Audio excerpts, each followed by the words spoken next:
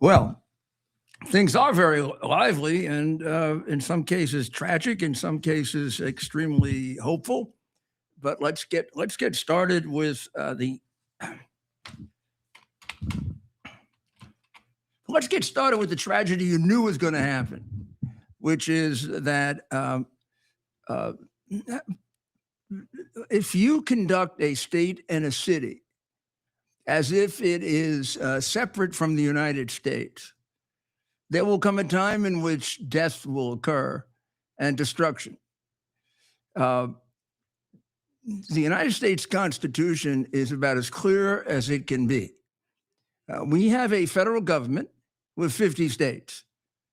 There are states' rights, but there are also federal rights, and they play off against each other to protect our freedom. In fact, many constitutional scholars believe that the separation of power between the federal government and the states, and then the separation of power between the three branches of government, is more of a guarantee of our freedom than the Bill of Rights. And at some point, we can address that. That was a favorite topic of Justice Antonin Scalia. But the simple fact is that there is no doubt in the world, except among lying communist scum, that the power to control immigration is given to the federal government. Just like it's quite clear that the major player in education is local government. And then we go on and on and on, and we can pick some that are very clear, like that, or we can pick some that are more ambiguous, like transportation, where you have internal transportation within a city or a state, but then you have a national highway system, so that at least in many cases, what happens on a New York road can affect what happens in New Jersey or Connecticut or somewhere else. So there you have a much more difficult dichotomy and more difficult choice of, does one prevail over the other, or do they share power? When the federal government has the primary role, as it does, let's say, in immigration or foreign policy or conducting war, the doctrine of preemption applies. Now, I know you don't hear this very often because Democrats don't want you to hear this, and we don't speak up enough, Republicans. Preemption is about as old as the Republic, and it's the reason we're a national government. It means where federal law applies, it's supreme, just like the Constitution is. And it binds every local official as well as federal official. When I was the mayor of New York, I was not just bound by the Constitution of New York and the laws of New York and the city council and the municipal charter. I took an oath to uphold the Constitution and laws of the United States as well, because I was a official under the United States government. Now, for some reason that I have objected to since this strange expansion of what are known as sanctuary cities occurred, we've allowed this to go on, meaning a city like Minneapolis, governed by a complete blundering moron like Jacob Fry, who is the only mayor in the history of the United States ever to give up a precinct to criminals, and a governor like Walz, Tampon Tim Walz, who, unless he answers the questions I have, I will just assume is a agent of the Chinese Communist government. I'll explain all that to you in a minute. But the two of them say that the city of Minneapolis will not enforce the federal immigration laws. In fact, they will go so far as to interfere with the federal government's ability to enforce those laws by failing to tell them about criminals that they become aware of, and criminals who are very dangerous, who they can release to the streets. Oh, the numbers are enormous that they have done. And when the federal agents come there to enforce the immigration laws, they will not assist or help them. Now, I don't know why they haven't been arrested. I don't know why this wasn't confronted at the very beginning when it first started and nipped in the bud. This is completely illegal. It's a form of secession from the federal government. You're saying, yeah, you got this federal law or group of federal laws. We don't agree with it, so we're not going to assist in enforcing it, and we are in essence, in actuality, going to interfere in it. Well, that came to a head today on the streets of a city that has already been brutalized by left-wing insanity and craziness and corruption, and a state that's reeling from a never-ending corruption scandal that is now that began at $1 billion, then reached $9 billion, and now seems to have no limit. And also, when you quickly take a look at what's happened to the bank accounts of these politicians, all of whom are part of what they used to call the Democratic Farmer Labor Party, which sounds more like the Communist Party to me. They all become millionaires. I mean, this woman who apparently married her brother to help him become a citizen began with a negative net worth when she came into Congress a couple of years ago. She's now worth 20 or 30 million. I mean, I think that's faster than Nancy D'Alessandro did it. And she had the benefit of, having a father and uncle and who knew all of the ins and outs of Baltimore politics, which means you'd know all the ins and outs of going into politics with not much money and coming out worth 250 million. So today, a shooting took place, which to me is, without any doubt, 100% justified. If I were the mayor of New York again, and we go back 20 plus years, and I was the commander-in-chief of the police department, and one of my police officers did what this ICE agent did, and they all started attacking him, I'd be the first one to defend him because he did exactly what he should do. When an automobile is pointed at you and coming at you, and apparently with no intent to stop and to hit you, you have every right to shoot the person coming at you because the automobile is as deadly as the gun. So it's just a few more people each year that are killed by guns than automobiles. Like last year, about 44,000 were killed by guns and about 40,000 by automobiles. One's just as deadly as another, and you're just as dead. So there is no question that under the law, a moving vehicle, it doesn't even have to be an SUV, a big truck-like vehicle like this one was, to be a deadly weapon. A little old-fashioned Volkswagen can be. But this was a big one that could easily, if it was coming down on you, look like a truck with a clearly crazed woman behind.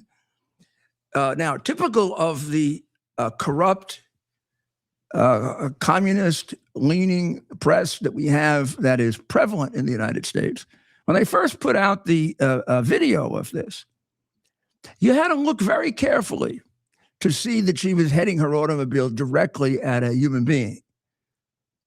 So therefore, the fact that she was shot fleeing made it look like there really wasn't much of a reason to do that, although you could say, depending on what had transpired and what the officers came to conclude, that they might feel that she was a danger to the rest of the public in Minneapolis if she kept driving that way.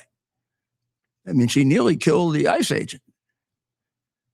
But that wasn't the case, although they made it look that way. It was quite clear that when she disobeyed the instruction of the federal agent, when she refused to comply with his order, which, by the way, is the reason that she's dead, not the ICE officer. If she had complied, she'd be out on bail by now. and probably a hero of the left. Now, she's one of the activists involved in the protest. Some people say she was the leader of it. Some people say she was just very actively involved. She was harassing, she was interfering, she was making it difficult for them to do their job, which is a very serious job under the Constitution of the United States. So they were trying to get her to stop interfering and to remove her car so they could move. She refused to do it. So they were going to place her under arrest, I assume. So they opened the door of her car, and instead of complying, she took her car and gunned it directly headed toward a ICE agent who didn't shoot immediately.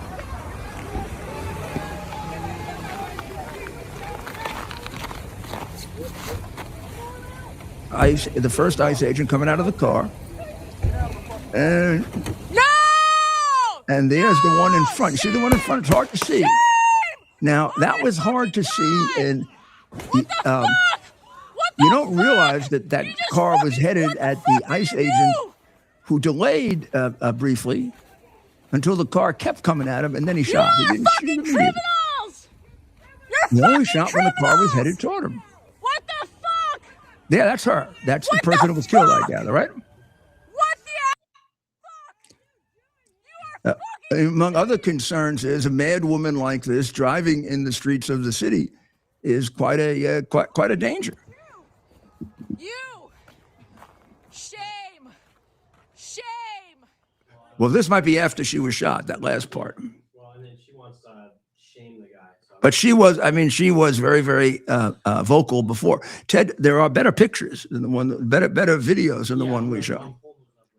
But of course, this led to what have to be, without any doubt, deliberate attempts to create violent protests in the city of Minneapolis. This is, as my great old friend, dearly departed and a great American hero, including a war hero, Yogi Berra, said, this is deja vu all over again. And it's the same team. It's Tampon Tim,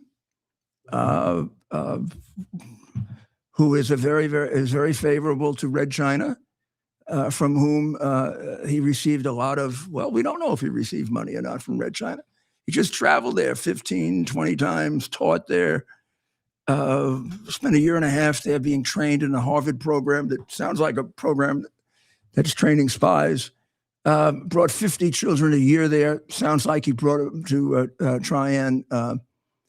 try to destroy their love of America and become adherents to Karl Marx and communism and socialism, which he thinks at various times is preferable to America, and he's expressed that. But no one in the United States, including our fierce right wing, when he ran for president, seemed to be concerned about the fact that he was pulled out of college, taken to Red China, trained there, spent a year and a half there, was screwing a Chinese girl, jilted her, came back to America, got married, and started a business. The business was to bring kids to China every year and teach. Now, let's just think about that for a minute. Red China is a communist country, one of the most dictatorial in the world. They basically threw me out when I disagreed with their policy over Taiwan. Now, do you think they're going to invite him back? We're not sure if it's 15 or 30 times, but it's at least 15 times. You think they're going to invite him back with 50 kids if he's teaching those kids the truth? That communism is one of the most deadly ideologies in the history of the world? That China has killed more of its own people than any nation that we can think of? Certainly any modern nation, and that might be approaching 100 million. That at one point Mao wiped out about 30 million people. You think he's teaching them that? You think he'd be invited back if he were teaching them that? Of course not. So then he had two businesses setting up trips to China. And those trips entailed shanghaiing, which is a good word to use, 50 kids every year and taking them over there and clearly brainwashing them, because that's all China would allow you to do. They watch everything you do in China. When I was there, we did the old trick my security people did both times of putting, tape and little objects in our luggage, and they were all just combobulated when we got home that night. They attempted to put a woman in with me and my partner. Hopefully, she was going to seduce one or the other of us, and we threw her out. And then when I objected to what he was saying, what the head of the Communist Party of Beijing was saying about Taiwan, and that Taiwan should want to be part of them, and said, I can't imagine why Taiwan would want to be a part of you. They found it hard enough overcoming dictatorial rule in Formosa and Taiwan. Why would they want to become part of you? If you want to get Taiwan, why don't you become a democracy and make it attractive instead of doing what you did to Hong Kong, which is double crossing? I didn't say it that badly. I just said what I actually said was, why don't you just do the same thing? Make sure you don't do the same thing you did in Hong Kong, because I'm sure that's really upsetting the people of Taiwan. That here you promised to keep Taiwan independent and free, and as soon as Britain left, you just came in with your jackboots and took over. The guy originally didn't understand my translation. So I had my translator, not his, translated as directly as possible and as forthright as I just said it. He stood up. I said, it was very nice to meet you, Mayor Giuliani. Thank you. The meeting's over. He looked annoyed.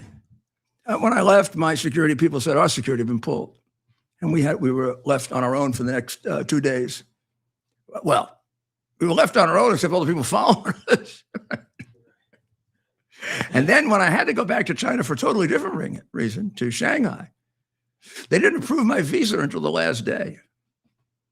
And they required me to come down to the consulate, and then all the people at the consulate wanted pictures with me.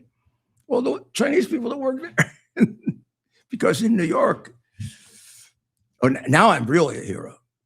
I mean, I was a hero for quite some time in different ways, up and down, all kinds of things. But since de Blasio and now the communist Islamic extremist-loving mayor, oh my goodness, right, Ted? I mean, we can't walk down the streets of Palm Beach without people saying, "I'm from New York. You got it. Come back." Well, in any event, what Fry and Walls did today is disgraceful. They are using. Well, the Democrats have these things like it's not buzzwords. What's the other expression they use? Like words that they claim make you racist or whatever, like symbolic words, whatever. But they did everything they could to, other than to say, come and burn down a couple more buildings. I mean, how about you burn down the buildings you didn't burn down last time that Fry gave up the police station? And what the hell's that little jackass still doing there? I mean, did you ever hear of a mayor giving up a police station to a bunch of Antifa terrorist protesters? And that's not going to lead to the burning down of your city, or maybe even mine? I went crazy when it happened at the time that it happened. I predicted then what happened all summer. I said, I know how to operate. This is well organized. And when they see they have this kind of leeway and they can intimidate a little cowardly jackass like this. And this is the guy that was caught on tape making believe he was eating Somalian food and looked like he was going to vomit. Definitely one of the examples of how pathetically vapid, maybe even evil, the Democrat Party has become. And unfortunately, the people of Minnesota are in their clutches, on top of their stealing now well in excess of $9 billion. And where do you think that ended up? Yes, in the hands of the Somalians, but you think all those politicians let the Somalians run off with all that? I mean, the Somalians are from the jungle, basically. Only half of them now, having been in the United States like 20 years, can speak English. 80% of them are on welfare. And somebody's kind of explained how the great contribution they've made. I bet your grandfather, great grandfather from Ireland wasn't on welfare. I'll bet. In fact, I bet he probably wouldn't go on welfare. And I'm just picking Ireland as one example. I could have picked France, or I could have picked Italy, or I could have picked Puerto Rico, or I could have picked. How about the Cubans when they came here? They worked their tails off, right. Became enormously successful. How about the Iranian refugees? Right. They all worked. The Somalians don't work. Well, they don't have to work. They steal. And please, am I speaking broadly? If I tell you 70 to 80% are on welfare, that's pathetic. We shouldn't be bringing people in that go on welfare. We've got enough people in the United States on welfare we should be taking care of. We should be bringing in people that are productive. Most importantly, there's nothing wrong with this. In fact, it makes sense. We should bring in people who express a love for America. Their leading voice hates America. That's the woman who married her brother. Ilhan Omar. Ilana Hate America Omar. Well, this is... I mean, as the president said, I don't know what the hell she came here for. But this is what's going on in Minnesota. And yeah, good. Play. This is Rep. Brandon Gill today interviewing the Democrat witness about the Somali community. And tell him who Brandon Gill is. Brandon Gill is a United States representative. And let me get the state right. He's a young man, too. That's right. He is from the great state of Texas. So this is Brandon Gill today with some good questions here for the Democrat witness. This is on Minnesota fraud.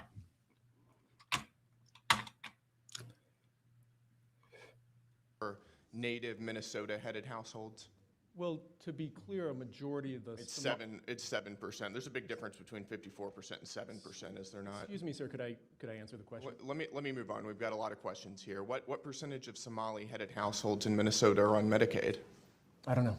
It's 73%. Do you know what that number is for Minnesota native households? Again, you're using the phrase Minnesota native households, but the majority... The number is 18%. That's quite an astounding difference. I think we would agree. Can I answer the question, please? Let me ask you one more, and then we can go on to that. What percentage of Somali-headed households are on welfare in general? I don't know. It's 81%. What about, let me just ask you, after 10 years of being in the United States, what percentage of Somali immigrant households continue to be on welfare? I don't know. The number is 78%.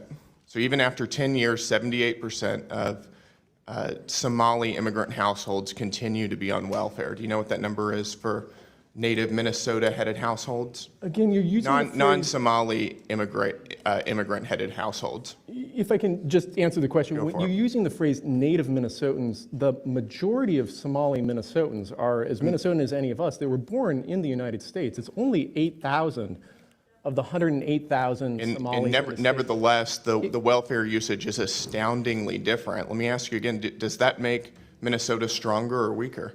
Again, I'd like the opportunity to answer the question here. Go for it. Again, the majority of Somali Minnesotans are born in the United States, as I understand it. Okay, well, what percentage of working age Somalians who have been in the U.S. for 10 years or more, how many of them speak English very well? I don't know. About half. The answer is about half. That seems pretty low, doesn't it? Again, I keep trying to... It doesn't sound like something that makes our country stronger to me, and I think most Americans would agree with me on that. I need to move on. That if you want to learn how to cross-examine, that guy is great, and the point is overwhelming. But here's the slap in the face to this country. I mean, if they come here, not only are we supporting them, but they're stealing from us. And it isn't one or two; it's a large percentage. Right. It appears as if there are more, pretty close to 80%, 8 out of 10, right, that are freeloaders, and after a long time being here. Now, all that does is emphasize the fact that we're not gonna keep moving forward as a great nation if we keep absorbing people who are takers and not givers. Right. We need the majority of people that come in are contributors, and then that will help us take care of the ones that need to be taken care of. Right. But you can't construct a productive society on people that don't work unless you're headed to communism, which is what they are. Ellison, from the beginning, has been a communist. And outrageously, he took his oath of office also on the Quran, which tells people to kill Christians and Jews. Muhammad does. I am not making that up. Of course, I spent a great deal of time, I think, reading that to you last week, and it's on my podcast. So you want to go read it, read it. You want to dispute it with me, I don't know, you go yell in a backyard somewhere, because it's just not true. So here we have a city that is consumed with two of the greatest evils, horrors of the modern world, which is communism and any kind of common sense reading of the Quran. I say common sense because it's there. It's not common sense to kill people, but it is a common sense reading when Muhammad tells you that you should kill Christians and Jews. Unless you can get them to give you money and get down and submit. That's okay. Right. Mostly. Still, the preference is to kill them. Right. So that's what's going on in Minneapolis, and it's breaking out like the pandemic. I mean, they're getting hit on all fronts. Right. And I don't know what you expect our federal agents to do. What do you expect a guy to do when they're in the middle of a law enforcement operation? This woman is obstructing it. It's their duty to arrest people who come into this country illegally. Now, you may not like that. They may not like that. But that's the law. So change it. But don't go give some guy a hard time who's got a family and is a decent person and is a lot better American than you are. Don't give him a hard time for doing his job. Or drive a big giant tank at him. And then you get a mayor who should have been put in jail a long time ago for what he did. How did that guy get reelected? I think he got reelected against it was very close. He got reelected against a Mondami type. Who theoretically was worse than him. Right.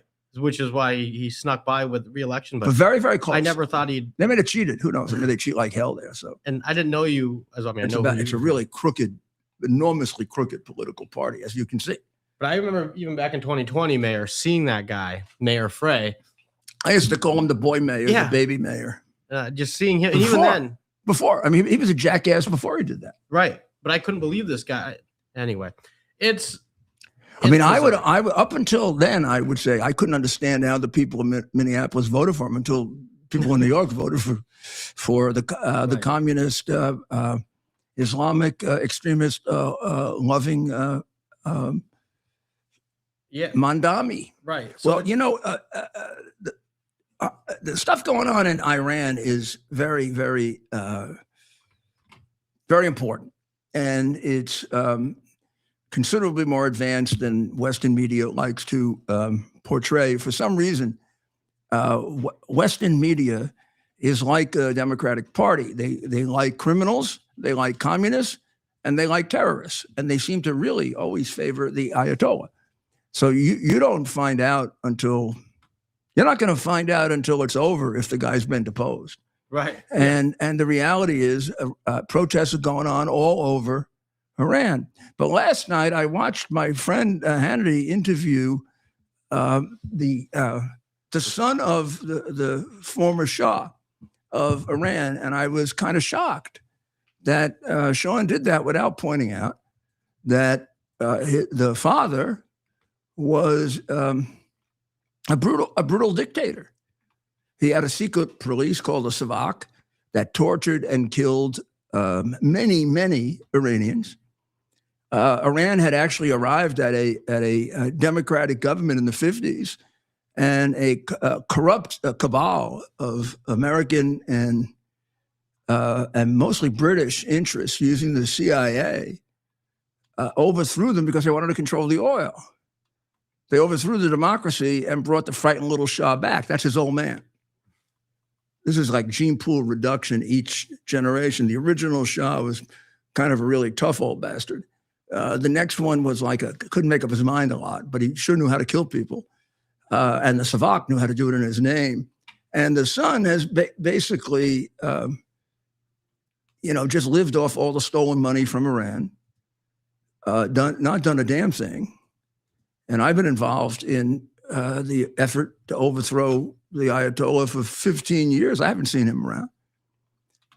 And I have on Ali Reza Jeff Saddardi, who's been involved his whole life in this effort. And I really have him on, not just to tell us the progress that's being made, but tell us about how dangerous it would be if somehow the little baby Shah got involved. The Nepo Shah. Nepo baby. Nepo baby, yeah. Ali Reza, how are you? Great seeing you, Mayor. Thank you so much for inviting me on your show. As you said, there's a lot happening in Iran. Today is the 11th day of the protest going on, and the regime has done everything to put down the revolt. They have been unsuccessful so far. And things don't just happen by themselves. There are people who are fighting on the ground to make sure the dynamism and the momentum of the protests are continuing. You mentioned the main Iranian opposition, the Mujahid, the MEK, who have an extensive network of support, but also they have what they call the resistance units. These are mostly young people who are committed to confronting revolutionary guards, and they're organized in various cities in the country. And just in the past 2 days, there were a lot of fighting back and forth between these resistance units and the revolutionary guards. Just in the city of Lordegan, which is in Charmahal Bakhtiari province, which is central south of Iran, a lot of clashes going on. The role of these resistance units were crucial in continuing the momentum and pushing back the revolutionary guards. 8 of them actually were killed by the regime, and the same situation existed. When did that? That was yesterday and tonight. Yesterday. Okay. 2 days, big fighting. So this is in addition to the ones that were killed earlier.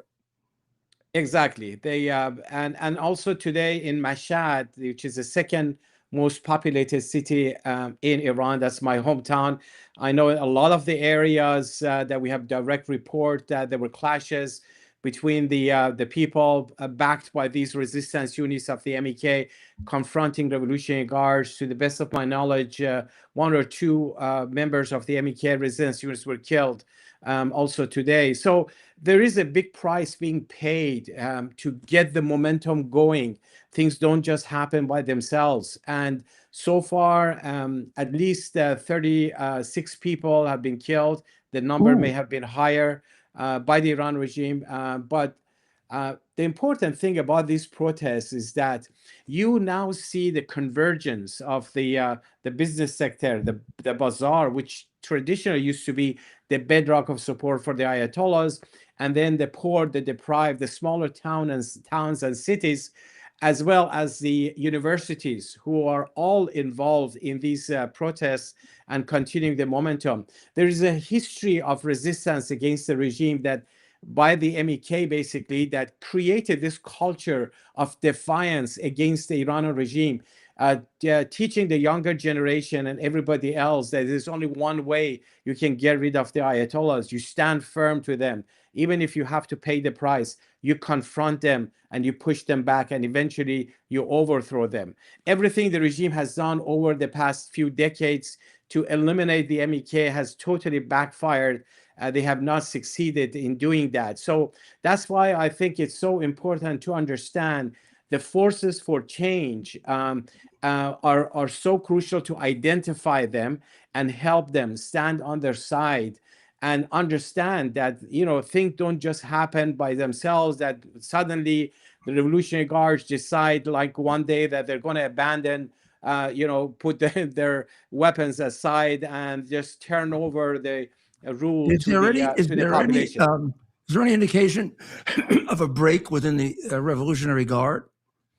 Yes, there were in the places that there were confrontation and fighting. You know, when, for instance, the MK resistance units were involved and backing the people, they were able to push back the Revolutionary Guards. In some areas, actually, they managed to push back. For instance, in the in Lordegan, I mentioned about the Lordegan because the guards and the state security forces and the Islamic Revolutionary Guards were trying to dominate and take over everything. And then the MK resistance units managed to unify two different tribes that are there and work them together to push back the Revolutionary Guards, and they succeeded in doing that. So my point is that you know, anyone who wants to deviate attention from the momentum that is inside Iran is actually helping the regime.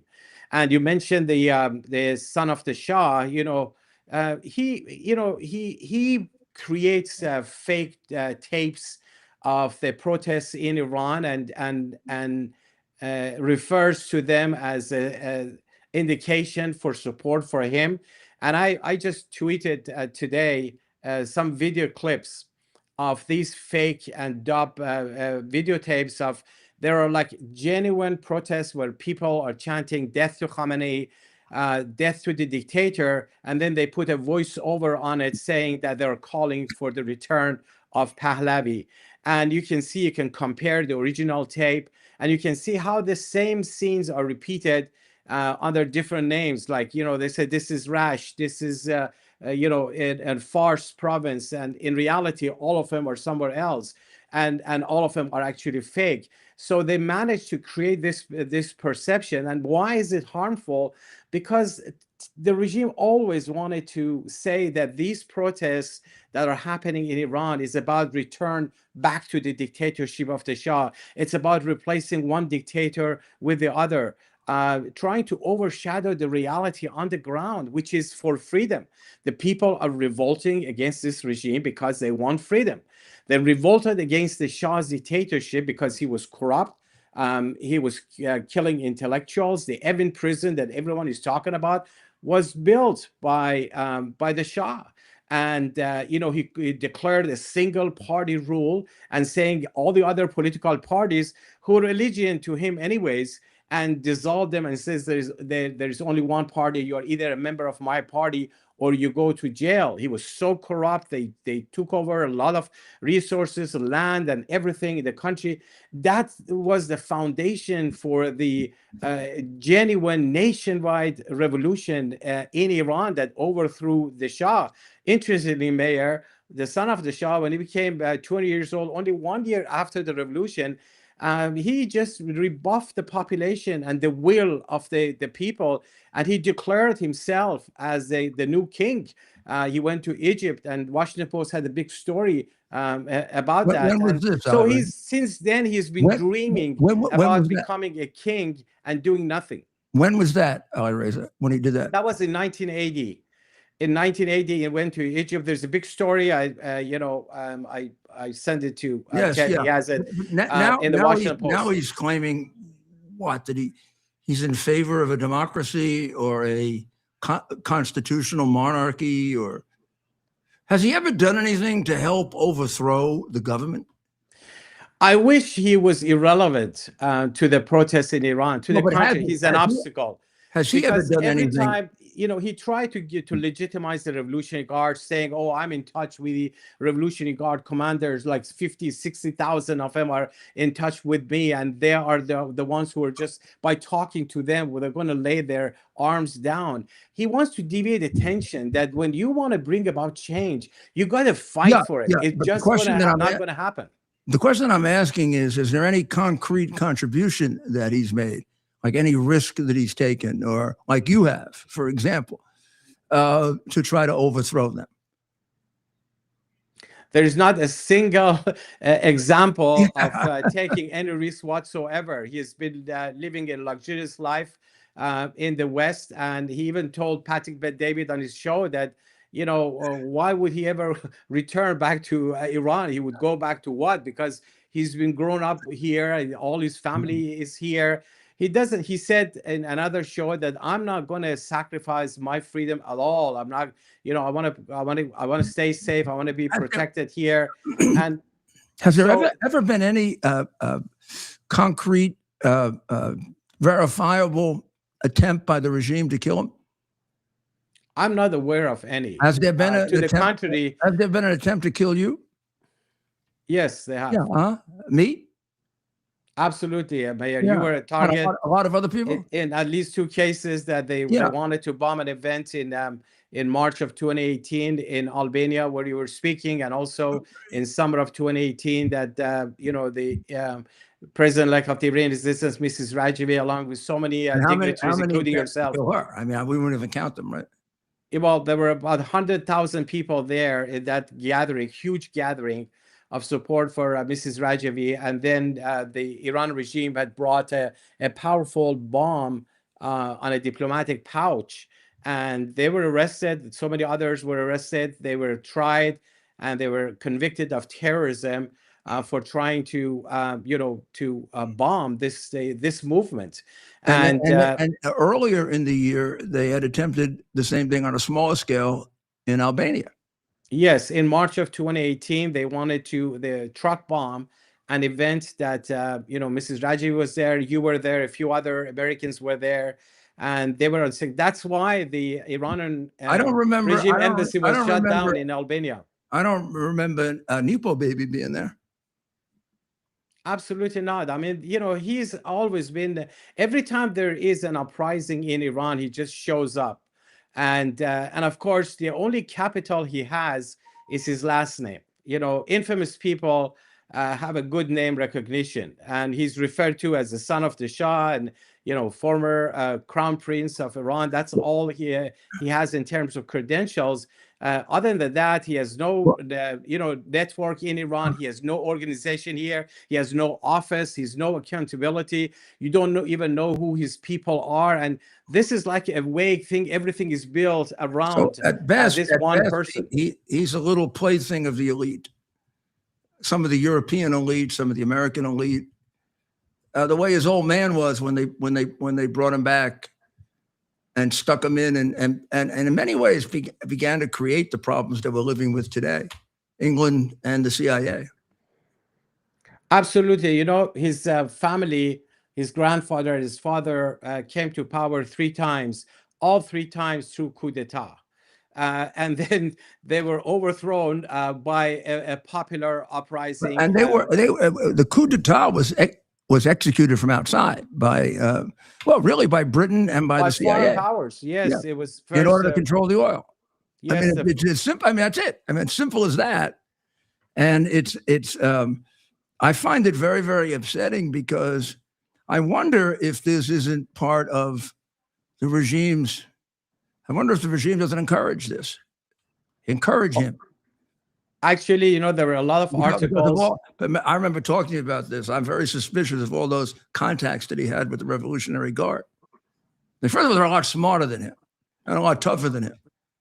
And their ability to use him is a lot more real than his ability to use them.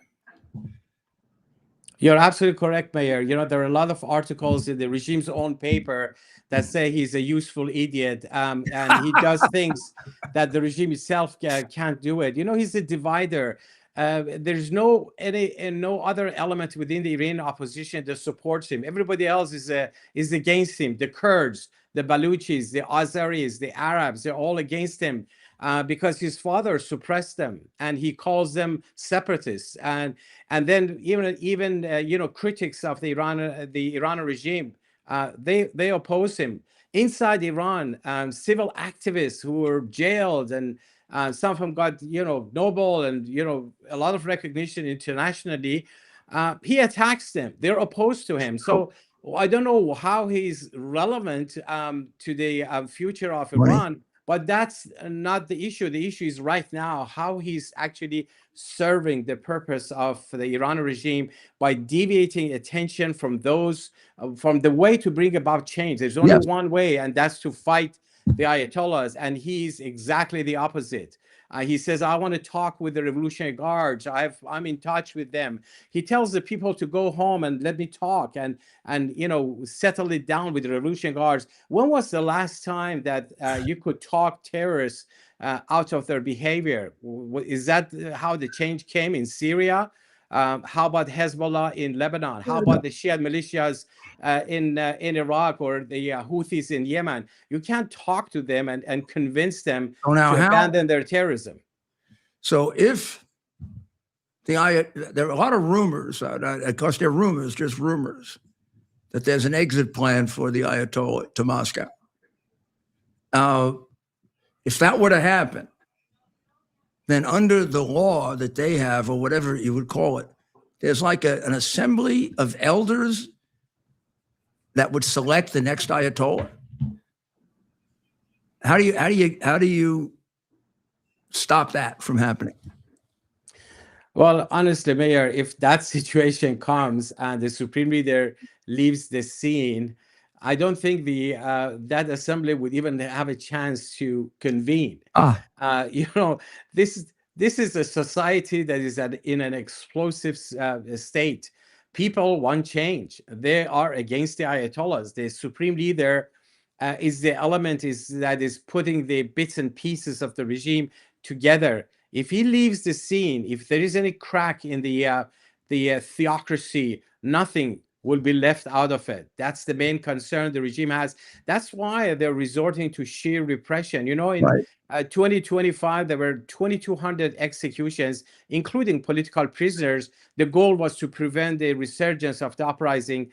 That didn't work at all. That's why I think that our focus and the resistance units of the MK on the ground focus is that to expand the uprisings and to elevate it, to ensure the continuity. Are you equivalent in terms of the number of uprisings to where you were like in 2018 actually, or the uprisings after Amani was after she was killed? Are these equivalent to that, or a little less, or more? Actually, it started smaller, but it's expanding because in the first day, it was just the bazaar in Tehran. Right. And then it expanded to other parts of Tehran. It expanded to other cities. As we speak right now, we have the record of at least 130 cities involved. Almost all provinces, with a few exceptions, have been involved in these protests. But what is important, and compared to 2022, is the intensity of these protests. The focus of the slogans, which is not on any social issues or about hijab or anything like that, is focused entirely on the fate of the regime. Death to dictator, death to Khamenei, death to the oppressor, be the Shah or the Supreme Leader. They're confronting Revolutionary Guards. They're trying to, in some cases, disarming Revolutionary Guards through fighting. This is a new element that didn't exist in the past, and you have all the different sectors of the society. So the regime has a very tough time to contain the population at this time. I don't know what their strategy is, but whatever it is, it's not working today, day 11. Well, God bless you. I'm Thank ready you to so help much. any way I can. You want to send me over there? I mean, this would be This is probably Actually, Mayor, this is your message is getting there because Oh, people hear about your work, your effort. I really appreciate when I've been able to speak to the people in Iran through the MEK. We've had a lot of very good sessions, and when you look at a situation where people are so desperate for freedom, if it doesn't move you, you're just not a good person. You're just not. So I'm praying very, very hard, and of course I'm ready to do anything I can to help. I really believe that if you could have a decent, responsible government in Iran, peace in that region, it'd come about, I don't know, really very quickly. They are the biggest, without any doubt, disruptor in that region of the world. And to some extent, even beyond that, that would be a tremendous defeat to China and Russia. And they're already, experiencing one defeat after another. If you took Iran away from them, I mean, maybe we would finally create a situation where we could really have peace in the world. So let's see. That will happen, Mayor. Okay, I know it will. I know it will. Just a question of the time. only way you can see So peace in now- the region is actually the change in Iran, a free, democratic, non-nuclear republic form of government that would be non-belligerent. Mrs. Rajavi's 10-point platform for the future of Iran emphasizes on those very same points. Absolutely. That we need to have, peace in the Middle East. We need to end any kind of belligerence, terrorism, and the whole structure of the regime is built for terrorism. So that's why when there is change, and this is the movement that exposed all the nuclear sites of Iran, trying to eliminate their nuclear program, their missile program, their drone program, and all of that is crucial in seeing the change, not just in Iran, but in the region, but also beyond that, globally. Well, thank you very much, Ali Reza, and be careful. Okay. Thank you so much, Mayor. Appreciate it. God bless you. Keep up the great fight. I hope to have you on real soon, because I hope there are more and more developments. Always. Okay. God bless you. Thank you, Mayor. Appreciate that. God bless you.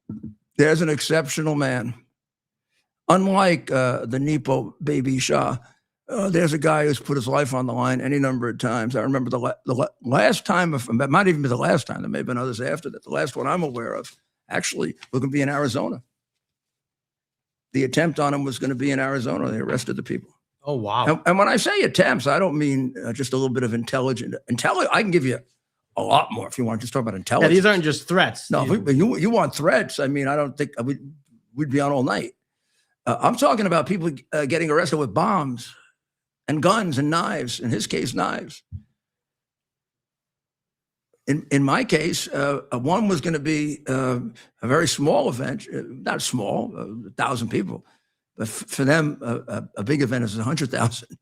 And the first one was clearly targeted at me and Madam Rajavi, and that was in Albania. Right. It was just going to be a New Year's celebration at the newly developed Ashraf 3, which is their compound in Albania, which is not a compound; it's a beautiful city, actually. And a very technologically advanced city, as you might imagine. And it's amazing because there are many people, I see these reports that, well, the MEK is not very popular within Iran and not whatever.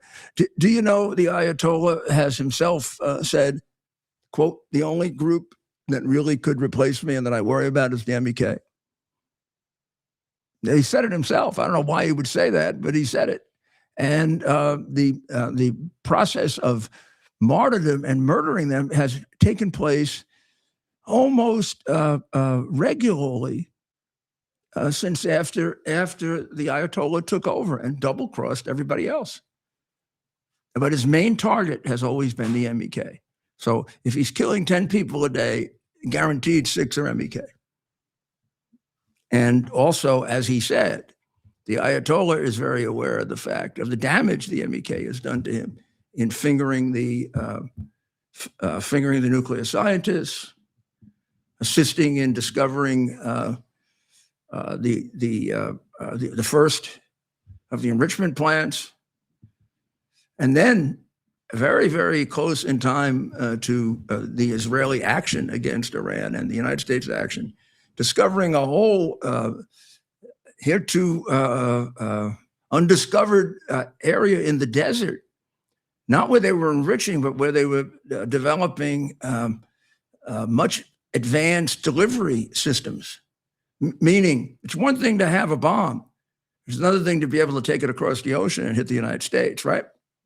Well, they're not capable of the second one. They're not capable of the first yet. Oh, they're very close.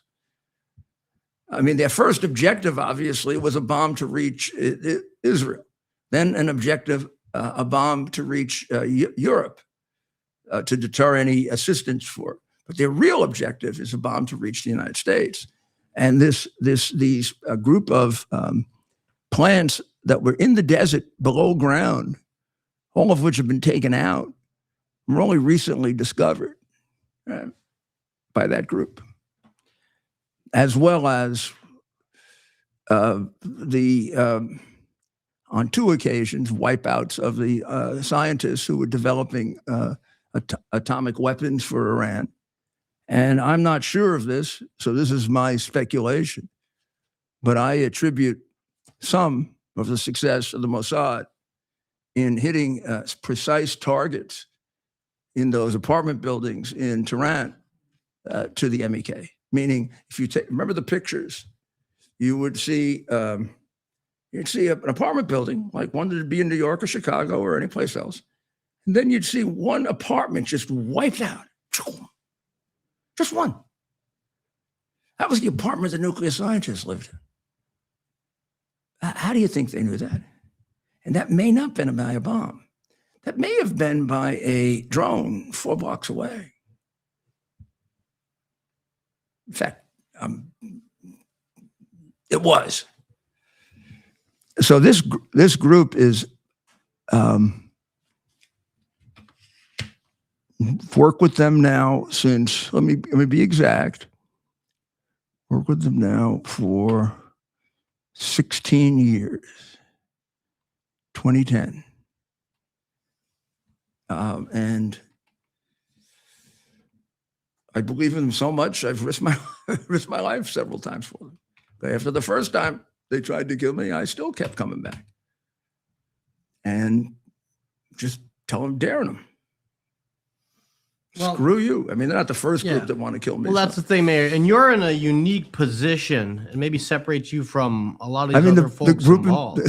The group in Colombia that's working with Venezuela. And if you believe in them, I mean, yeah, I really, as a man who took down the mafia. I'm enormously frustrated by the way in which they're maligned, because having worked with them now on matters of life and death, not just for me, but for a lot of people, and helping to get their people out of Iraq who are being shot up by Soleimani, almost like in a shooting gallery. And I still have a certain amount of guilt that we didn't do it faster, and we weren't able to do it faster, because every day of delay meant another couple more people dead. I am very thankful that we were able to get it done. And when I say we, it wasn't just me. It was a lot of other people, Louis Freeh and Judge Mukasey. But it's an important point to make. I mean, if you believe in these guys, and I say guys, but Madam Rajavi, of course, leads the organization, a very strong woman. That says something. I mean, you're the man who took down the mafia, right?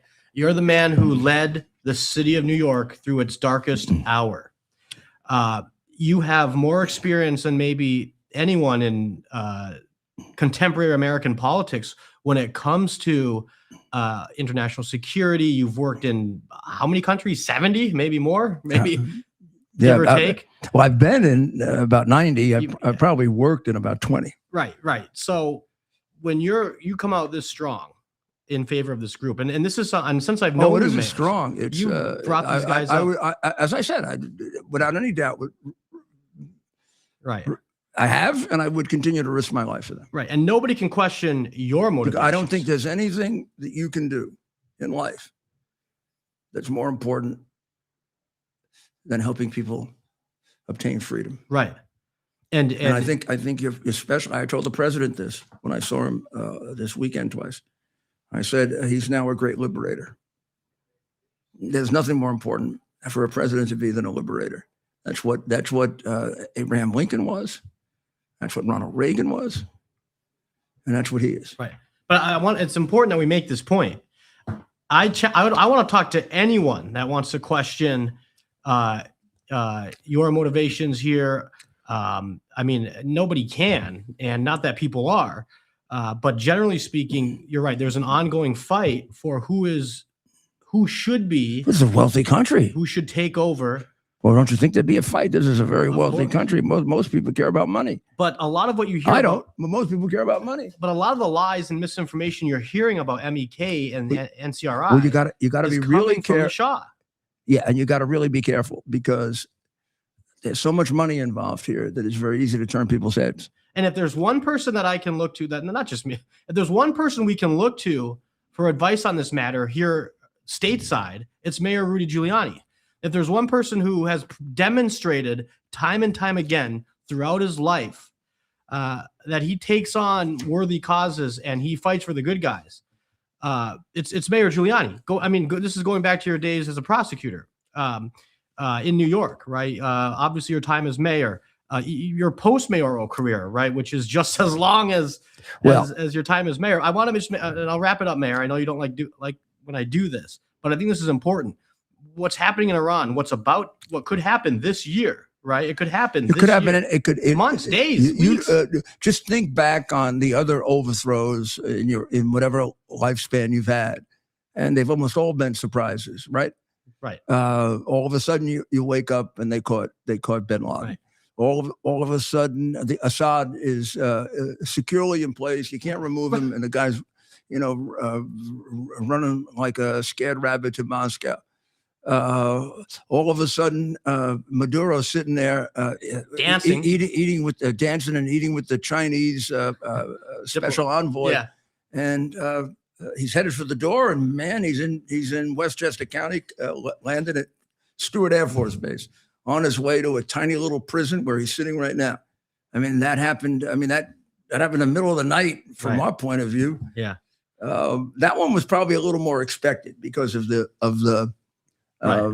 But I mean, I go back to, all of the, even the overthrow, the killing of Sadat. These things are very volatile, and they happen very quickly, and we don't really know. We really don't know what's going on internally completely. Right. But I can tell you, because this is one I do know a great deal about. This is a very, very volatile situation. This could happen. Doesn't mean it will. It doesn't mean it's easy, and it doesn't mean they can't thwart it. I think there's a real possibility that they're going to get rid of the Ayatollah and put somebody else in place who's more vital. I mean, the Ayatollah is what, 86, rumored to have cancer. There were just too many rumors around that he's got an escape plan to Moscow. And if I were them, if I were the crazy, nutty Islamic extremists that run that place, who are also, in fact, very shrewd, right? These are not dumb people. They're crazy people. I'd be trying to get somebody else as my figurehead right now that was more vital, more about going to live. I mean, this guy could die on you on his own. Right. So that it has to be that they are trying internally and thinking very carefully about, do we stick with the Ayatollah, or do we, without anybody knowing, slip him out, and the next day there's a new Ayatollah sitting there, maybe his son, who is who would be another ridiculous choice, very controversial, no religious background at all. I mean, he didn't have much. The first Ayatollah was actually a Muslim scholar. Right. Vicious murderer, but as a Muslim scholar, that is in fact what Muhammad told him to do. I mean, if you sat with him, it'd be hard to argue with him. This is right in the Quran. The second one, the one up there now, was basically a crook. Right. who would suck around with the Ayatollah to make money. Right. And he's turned it into the last thing they really are is religious. I mean, this is basically like a combination of a terrorist and organized crime group. And his son is apparently worse, but he's the number one choice. Other names are hidden, I guess, for fear that somebody will knock them off Right. before they get there. But there are supposedly other possibilities, and there's very active thinking right now. Slip them out and announce you have a new Ayatollah.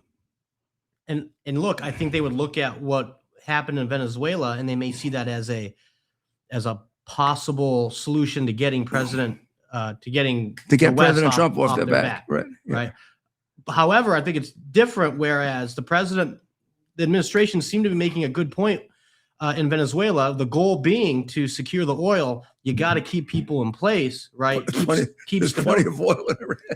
I guess you're to interest the president. There's plenty of oil in Iran. But in Venezuela, right? And they've stolen a lot too. They've stolen a lot of our money. And well, that brings us back to the other point. The folks calling for the return of the Shah. And they've killed a lot of us. Right. A lot more than the Venezuelans have there, except, I guess, domestically. But they've killed, I mean, the Iranians have killed a lot of Americans. Right. Particularly Soleimani. Of course, President put a big bomb on his head. But Madame Rajavi and MEK seem to have the best plan. Their plan they have is the to only take, they don't have the best plan, they have the only plan. and it's not to take over indefinitely. They want to come in, my understanding, right, Mayor, you correct me if I'm wrong. They want to come in, keep the order, keep the peace, and these are Iranians. MEK, these are Iranians. Keep the peace and get things settled with the West's help, and then have open and free. Right, but they're honest. Election. They have not made a bunch of deals with the oil crooks. Right. And there's the last time the oil crooks won. Right. And they did put together a democratic government under Mossadegh. Right. And the oil crooks got Britain and the U.S. and the CIA to overthrow him and put back the frightened Shah who had run away. And right, The Shah had run away. He had given up. The son of the Shah, he has some support in Los Angeles, Paris, London. He has zero support inside of Iran. Not only that, All you have to do is say Savak, and every person in Iran, even those who were young, because of their parents and grandparents, would know that he was killing, about as many people as the Ayatollah kills, and that he was, among other things, a massive thief. I mean, if I were Iranian, I would really resent this guy because he's lived the life of a billionaire off my money, which he stole from us. right, Now, that money would have been in the hands of the Ayatollah or whatever, but at least it should have been kept for the Iranian people. right, And they have lived the life of royalty in exile. Not money they earned, but money they stole. right. So we basically have, among other things, a Nepo baby crook. Well, Right. in any event, let's go to Minnesota for a minute before we close out. We spent a lot of time on that on the earlier show, but maybe the people on this show haven't heard our views on it. I don't think this is even close. This was a completely legitimate shooting. If the officer had done anything else, he'd have been a complete idiot and shouldn't probably be a law enforcement officer. You get a crazy lady who's yelling and screaming, resisting the legitimate requests of your brother officers, and then she aims her car toward you. I'd shoot her in a minute. I really want to go home that night. That's him right there. Now, if we get the one that's the best, The slow down version. and that if I were his lawyer would win this case in a second, is the version where if you really slow it down, you realize he delays in shooting. He delays until she starts the car and she starts rolling it toward him because you can see the wheels rolling before the gun goes off. Finally, as the car is approaching him, he kind of deflects to the side and shoots. I don't even think this is the one, but maybe we can get it here. This is the guy trying to convince her to get out. There's the guy she shoots at. Now, you see it there. The gun comes out. The car is moving toward him, moving toward him, moving toward him, and then he shoots. Right. How many times did I say moving toward him before he shot? Right 3 here. times? Moving, shoots. All right. Of course, it took no time to think. You see that thing coming at you from crazy lady, what the hell do you do? Not to mention they're already surrounded by people that are fired up in their face. Afterwards, we saw them. And they've had a snowballs. recent incident with an officer that was very badly injured, being dragged by a car. Well, and our understanding is potentially the ICE officer involved in this shooting Might have been the one. himself was involved in a Yeah. being They dragged haven't put that out yet. The woman who was killed is Renee Nicole Good. And we don't know much about her other than 2 different, somewhat different, what would you call this, gossip? Or that she was an active. It's clear she was an activist. All you have to just listen to her. But that she was one of the organizers of the demonstration. She and her girlfriend, whatever. I think it's one of those stranger situations. But I don't want to say that until I'm sure. I don't know how to describe her partner. I don't know how to describe it because I've heard it described different ways. Also, someone who was deeply involved in organizing these protests and also was thought of maybe as the leader, and she was just helping. And I guess we'll find out more about this part of it.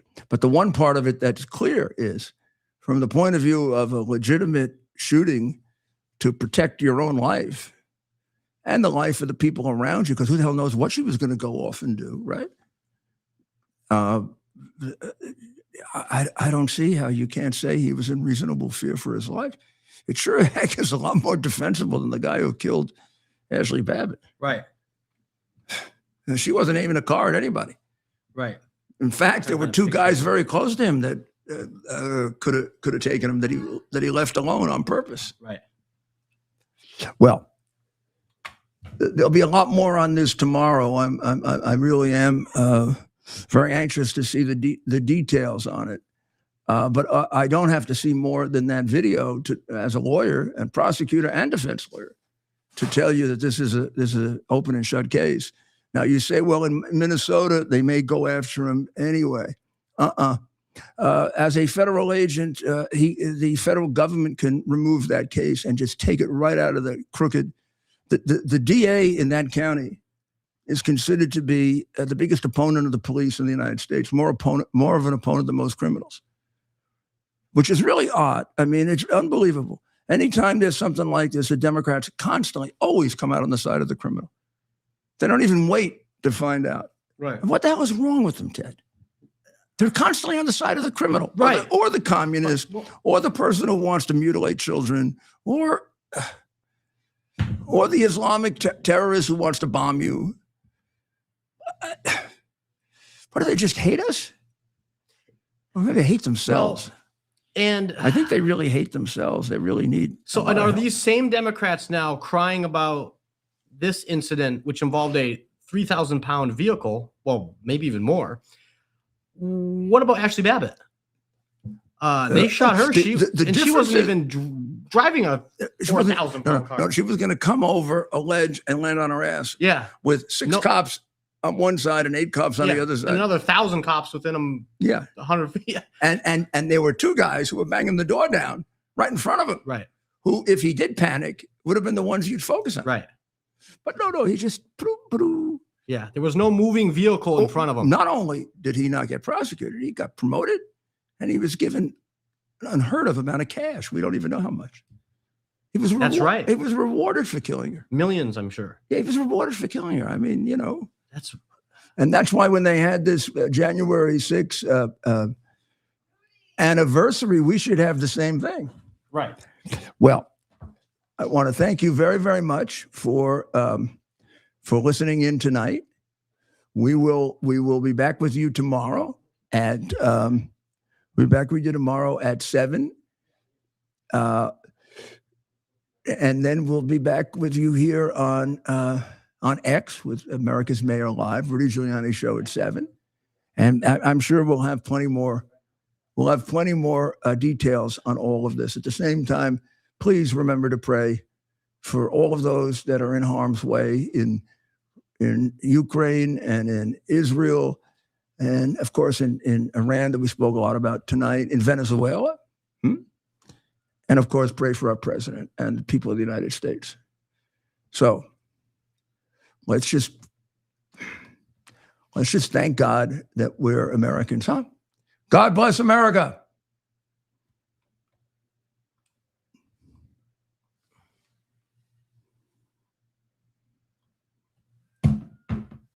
It's our purpose to bring to bear the principle of common sense and rational discussion to the issues of our day. America was created at a time of great turmoil, tremendous disagreements, anger, hatred. There was a book written in 1776 that guided much of the discipline of thinking that brought to us the discovery of our freedoms, of our God-given freedoms.